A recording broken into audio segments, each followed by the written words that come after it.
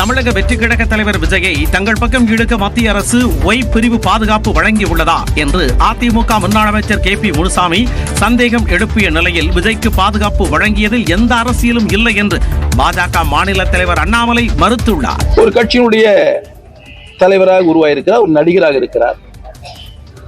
அதன் அடிப்படையிலே கூட சேருகின்ற இடத்தில் கூட்டம் அதிகமாக சேரலாம், அதனால் அவருக்கு பாதுகாப்பு கொடுக்க வேண்டும் என்று பெருந்தன்மையாக கொடுத்திருந்தால் மகிழ்ச்சி.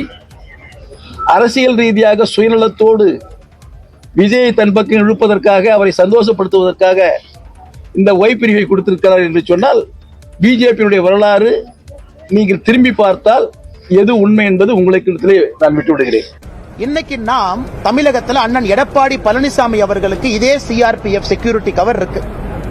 கூட்டணியில இருக்காங்க, கூட்டணியில இல்லைன்னா மத்திய அரசு பார்க்கலீங்கன்னா அந்த செக்யூரிட்டி கேட்டகரைசேஷன் கமிட்டியில அவர்களுக்கு அச்சுறுத்தல் இருக்கு அப்படின்னு பல ஏஜென்சி பிளாக் பண்ண பிறகு அதை மத்திய அரசு கொடுக்கிறாங்க.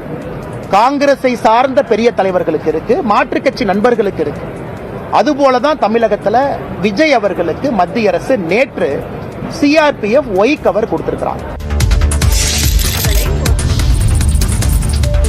சென்னை விமான நிலையம் முதல் கிளாம்பாக்கம் பேருந்து நிலையம் வரை மெட்ரோ ரயில் நீட்டிப்புக்கான விரிவான திட்ட அறிக்கை தமிழ்நாடு அரசிடம் சமர்ப்பிக்கப்பட்டது. தமிழ்நாடு அரசுக்கு முன்னர் சமர்ப்பிக்கப்பட்ட விரிவான திட்ட அறிக்கை நிறுத்தப்பட்டுள்ளது. புதிய திட்ட அறிக்கையை அரசு முதன்மை செயலாளரும் சென்னை மெட்ரோ ரயில் நிறுவனத்தின் மேலாண் இயக்குநருமான சித்திக் சிறப்பு முயற்சிகள் துறை செயலர் K. கோபாலிடம் சமர்ப்பித்தார்.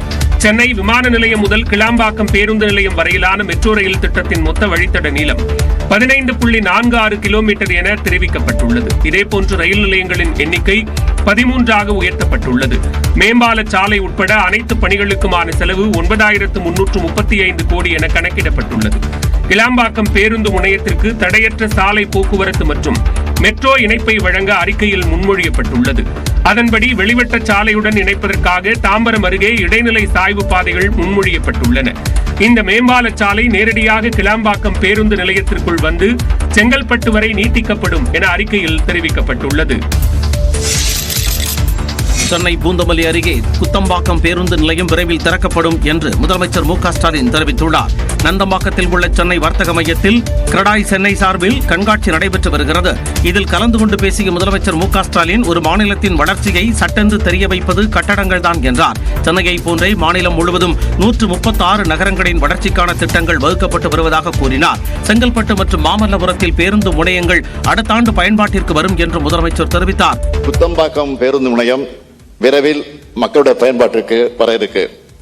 சென்னை பெருநகர மண்டல போக்குவரத்து தேவைகளை கருத்திலே கொண்டு தமிழ்நாட்டின் நீண்டகால வளர்ச்சிக்கான இலக்கை அடைகிற வகையில் செங்கல்பட்டு மற்றும் மாமல்லபுரத்தில் நவீன போக்குவரத்து முனையங்கள் அடுத்த ஆண்டு திறக்கப்பட இருக்கு.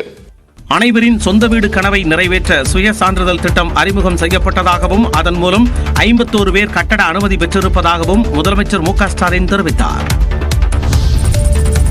தமிழக வெற்றிக் கழக தலைவர் விஜய்க்கு ஒய் பிரிவு பாதுகாப்பு வழங்கி மத்திய உள்துறை அமைச்சகம் உத்தரவிட்டுள்ளது. கடந்த ஆண்டு தமிழக வெற்றிக் கழகம் என்ற கட்சியை தொடங்கிய நடிகர் விஜய் 2026 சட்டமன்ற தேர்தலை இலக்காக வைத்து அரசியல் பணியாற்றி வருகிறார். புதிய மாவட்ட செயலாளர்கள் நியமனம் மற்றும் அரசியல் வியூக வகுப்பாளர்களுடனான சந்திப்பை தொடர்ந்து பொதுக்குழு கூட்டத்தை நடத்த விஜய் முடிவு செய்துள்ளார். இந்த சூழலில் விஜய்க்கு ஒய் பிரிவு பாதுகாப்பு வழங்க மத்திய உள்துறை அமைச்சகம் உத்தரவிட்டுள்ளது.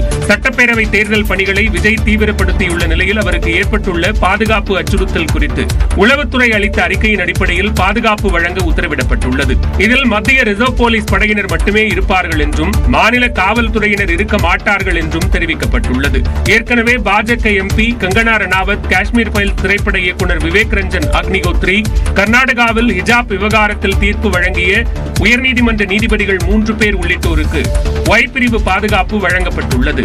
இந்நிலையில் புத்தமத தலைவர் தலாய் லாமாவுக்கும் பாஜக மூத்த தலைவர் சம்பித் பத்ராவுக்கும் மணிப்பூருக்கு பயணம் மேற்கொள்ளும் போதும் இசட் பிரிவு பாதுகாப்பு வழங்கப்படும் என்று மத்திய உள்துறை அமைச்சகம் தெரிவித்துள்ளது.